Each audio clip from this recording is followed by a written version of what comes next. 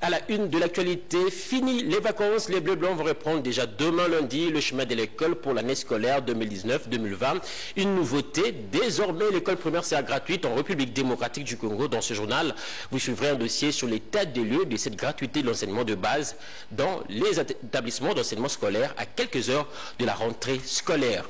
Situation sécuritaire et sanitaire avec la maladie à virus Ebola qui sévit de la partie est de la République démocratique du Congo préoccupe le secrétaire général des Nations Unies, Antonio Guterres, est déjà à Goma où est basé le centre de traitement et de riposte contre cette épidémie. Il est déterminé à appuyer la République démocratique du Congo dans la riposte contre Ebola et l'éradication des groupes armés qui écument cette partie du pays. Bonjour, nous ouvrons ce journal par le chef de l'État, Félix Antoine Tshisekedi, qui vient de regagner Kinshasa au terme d'un séjour de travail au Japon où il a pris part active à la conférence internationale de Tokyo pour le développement de l'Afrique. Willy Atunakov.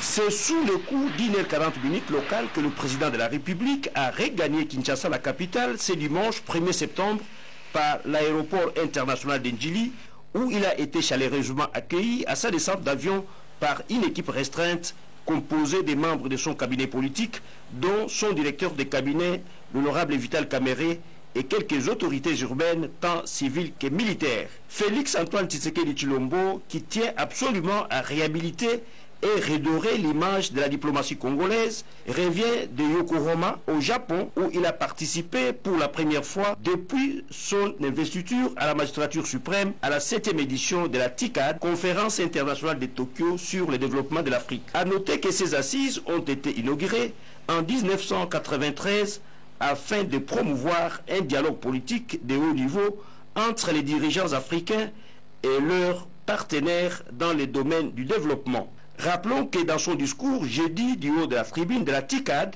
le chef de l'État congolais, qui est aussi deuxième vice-président de l'Union africaine chargé de l'Afrique centrale, a exhorté les participants à privilégier la paix et la stabilité en Afrique, sans lesquelles aucun développement n'est possible, a-t-il souligné. Après un bref entretien au salon présidentiel entre le président de la République et quelques-uns de ses proches collaborateurs, le cortège présidentiel s'est ébranlé vers le centre-ville de la capitale. Le secrétaire général des Nations Unies, Antonio Guterres, est à Goma où l'épidémie à virus Ebola fait plusieurs victimes. On compte plus de 2000 morts avec des attaques des groupes armés qui sèment la terreur et la désolation dans les ADF. Antonio Guterres est déterminé à prêter main forte à la République démocratique du Congo pour éradiquer ces fléaux. Suivez. Le secrétaire général de l'Organisation des Nations Unies séjourne au Nord Kivu depuis ce samedi 31 août 2019. Antonio Guterres a été accueilli à l'aéroport international de Goma par le gouverneur Carly Nzanzu Kasivita. Aussitôt après, les deux personnalités et leurs collaborateurs ont eu une séance de travail au salon d'honneur des mêmes installations aéroportières. J'ai une énorme admiration pour la résilience et la capacité du peuple du Nord Kivu, du peuple congolais, qui a beaucoup souffert. Notre solidarité avec les forces armées de la République démocratique du Congo dans la lutte contre le terrorisme, une menace non seulement pour le Congo mais pour toute l'Afrique et le monde entier. Nous sommes entièrement à côté des autorités congolaises dans la lutte contre l'ADF. Naturellement, notre appui aussi aux autorités congolaises pour que les groupes armés soient progressivement éliminés et que l'autorité de l'État puisse répondre partout. La sécurité du peuple congolais, du peuple du Nord Kivu est pour nous une priorité essentielle. Le numéro 1 de l'ONU se rendra personnellement à Beni et à Mangina, a révélé peu avant la chef de la MONUSCO, Leila Zerougi, et le gouverneur du Nord Kivu a saisi l'occasion pour brosser un tableau reprenant les défis auxquels est confrontée sa province, dont la sécurité Ebola. Nous exprimons la reconnaissance de la République démocratique du Congo, surtout du peuple du Nord Kivu, pour la solidarité de la communauté internationale. Nous sommes confrontés à plusieurs défis, dont le défi de la maladie à virus Ebola. Nous avions exprimé la volonté de la population du Nord Kivu de voir qu'après Ebola, qui est aussi des activités de développement, nous avions effectivement exprimé la volonté de voir toujours les forces des Nations Unies, surtout les forces d'intervention de la MONUSCO, appuyer les opérations contre les EDF Nalu. Notons que c'est la première fois que Guterres arrive en RDC en sa qualité de secrétaire général de l'ONU. Et en prélude des travaux de l'atelier de validation du plan national du numérique en République démocratique du Congo qui s'ouvre déjà ce mardi à Kinshasa, une réunion préparatoire s'est tenue autour du conseil spécial du chef de l'État en charge du numérique. Anna-Clé Molonda nous en parle. Le Congo se réveille du profond sommeil dans lequel il était plongé en matière du numérique. Un atelier de validation du plan national du numérique sera organisé du 3 au 5 septembre prochain au Pullman Hotel à Kinshasa. Ces assises seront placées sous le haut patronage du président de la République, Félix-Antoine Tshisekedi Tshilombo. Le projet est mis en musique par les conseillers spéciaux du chef de l'État en matière du numérique qui a bénéficié du concours des experts congolais spécialistes du domaine. Ce samedi 31 août 2019, la dernière mouture a été présentée au directeur de cabinet du président de la République, l'honorable Vital Kamerhe, qui a confirmé la présence de Félix-Antoine Tshisekedi à l'ouverture du forum et au déroulement de tous les travaux. C'est une forme d'investissement, un investissement dans l'avenir, parce qu'à travers ce plan, nous aurons différents leviers et nous pourrons, je pense, en bénéficier durant les années à venir. Horizon 2025, c'est un cap, ce sont une série d'objectifs que nous voulons atteindre dans les 5 ans. Et dans 5 ans, nous pourrons nous retrouver pour élaborer la deuxième séquence. Donc c'est vraiment quelque chose qui sera très dynamique. Dès le lendemain de cet atelier, nous entendons, sous l'impulsion du chef de l'État, faire en sorte que différents projets soient mis en œuvre. Je pense en particulier au registre national de la population, je pense en particulier à des mesures dans le domaine de l'enseignement, dans le domaine de l'identification des fonctionnaires, de la modernisation de l'administration publique. Donc tout cela, ce sont des chantiers qui, selon les dernières orientations du chef d'État, seront mis en œuvre et je pense que c'est cela que notre pays a besoin. Nous avons bon espoir que le chef de l'État sera là, rehaussera de sa présence cette activité qui est sous son haut patronage, parce que c'est un moment important pour notre pays.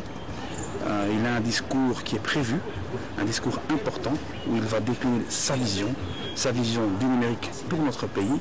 Et je pense que ça sera un moment important dans notre histoire, parce que le numérique, c'est quelque chose qui va vraiment transformer notre pays. Si ailleurs, des ateliers relatifs au numérique ont requis la sponsorisation des partenaires étrangers, le plan national du numérique en RDC a été élaboré avec les fonds du Trésor public.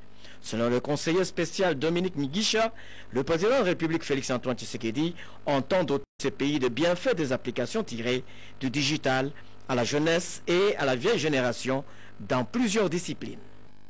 Place à présent à notre rubrique rétrospective de la semaine. Le chef de l'État a signé l'ordonnance portant nomination des membres du gouvernement de la première alternance démocratique en RDC avant de s'envoler pour Tokyo et la préparative à la conférence internationale pour le développement de l'Afrique. Le résumé de ces activités, c'est dans la semaine du président avec Pierre Kibambe-Somboïssa.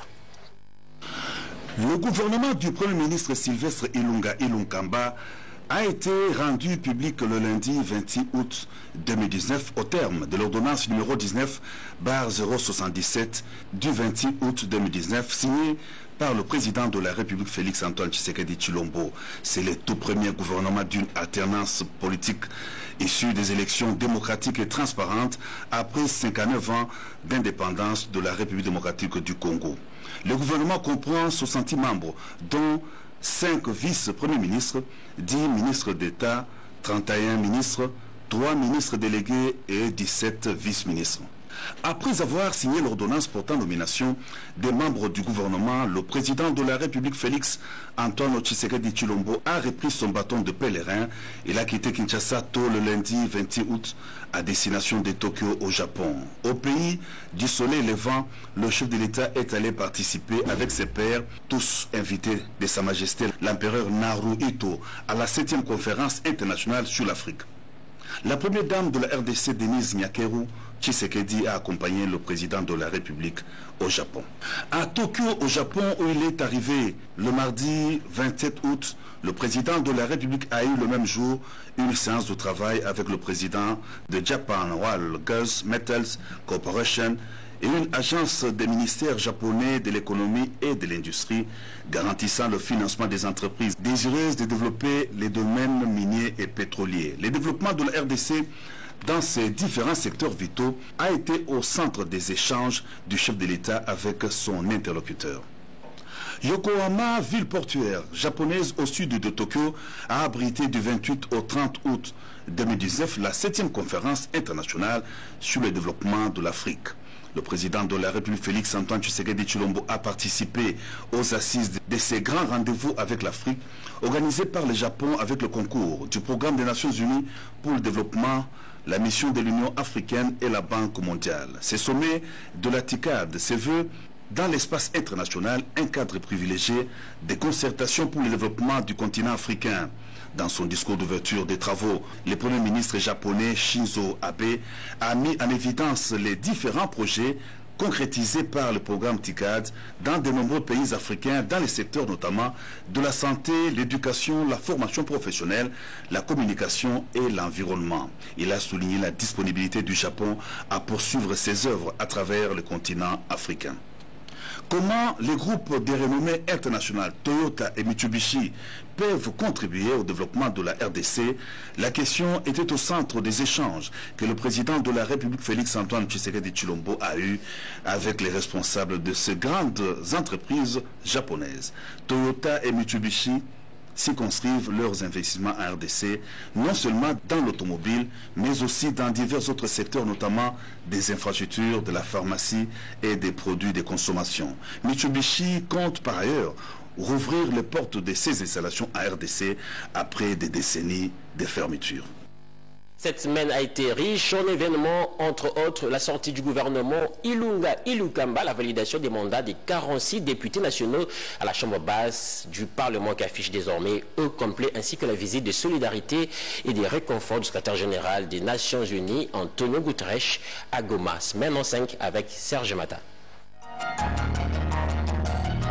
En début de semaine, 7 mois après, c'est donc le 26 août dernier que le premier gouvernement de coalition FCC-CACH a été dévoilé, comprenant 66 membres réunis autour du Premier ministre Sylvestre Ilunga Ilukamba. Les ministres provinciaux de l'éducation s'étaient retrouvés en vue d'une réunion sur la mise en œuvre, la gratuité de l'enseignement des bases dans les provinces respectives.